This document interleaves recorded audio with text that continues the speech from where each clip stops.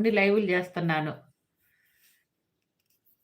మా రాము తమ్ముడు అందరిని కలెక్టరమ్మా అట్లా పిలుస్తాడు ఎందుకో మరి.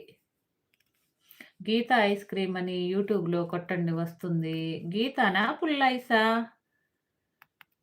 గీత ఐస్ తెలీదు. అప్పుడైతే పుల్ల ఐస్ ఉండేవి. పాల ఐస్ క్రీమ్ అని దానికి చివరన కొన్ని సేమ్యాలు అంటించేవాళ్ళు. అది చాలా బాగుండేది.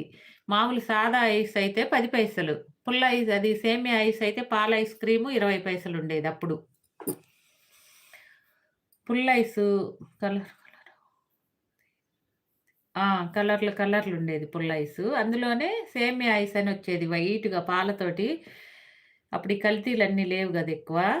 పాలతోటి తయారు చేసేవాళ్ళు చాలా టేస్ట్‌గుండేది. చివరన కొన్ని సేమ్యాలు అంటించేవాళ్ళు సగం నుంచి చివరకి. అక్కగారు ఈరోజు శాకాహారం మాత్రమే. మేము గూడా అంతే తమ్ముడు. రేపు గూడా ఏం తినము. ఇంకా ఎల్లుండి ఏదైనా తెచ్చుకుంటే. ఇవాళ బంద్ అయినందుకు. పావలా ఉండేది 20 పైసలు. 20 పైసలు పాల ఐసు. మామూలు కలర్లు ఐస్ అయితే 10 పైసలు.